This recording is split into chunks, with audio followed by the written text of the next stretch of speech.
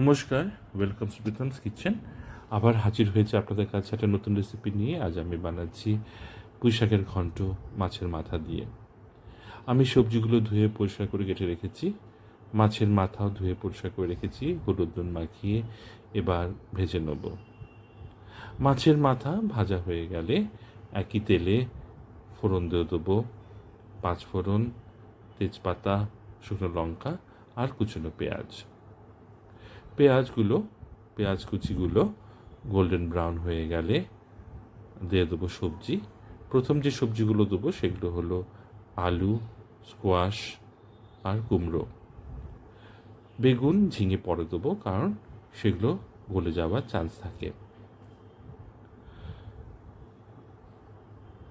সবজিগুলো ভালো করে ভেজে দিয়ে দেবো কাঁচা লঙ্কা আর আদা বাটা, রসুন বাটা। আমার এই রেসিপি আমার ইউটিউব চ্যানেল প্রীতমস কিচেনে আপনার ডিটেলে পেয়ে যাবেন ডিসক্রিপশন বক্সে।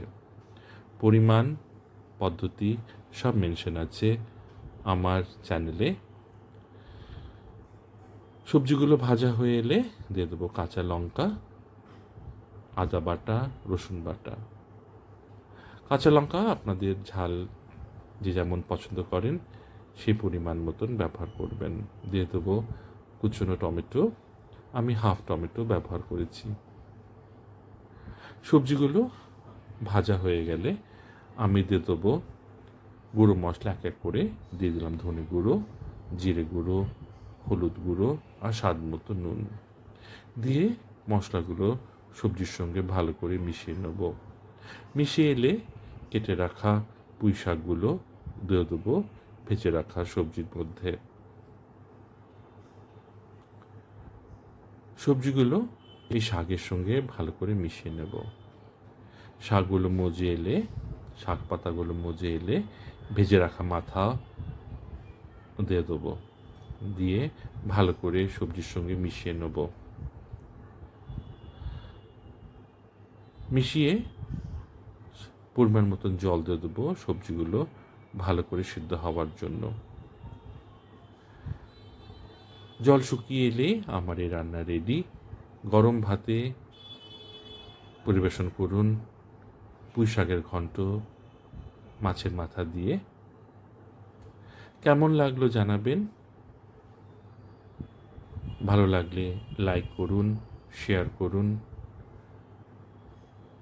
আমার ফেসবুক পেজ ফলো করুন, আমার ইউটিউব চ্যানেল ফলো করুন, সাবস্ক্রাইব করুন।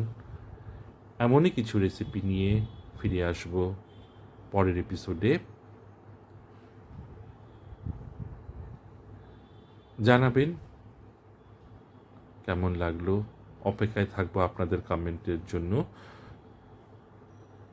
আজ এই অবধি, আবার আসবো একটা নতুন রেসিপি নিয়ে।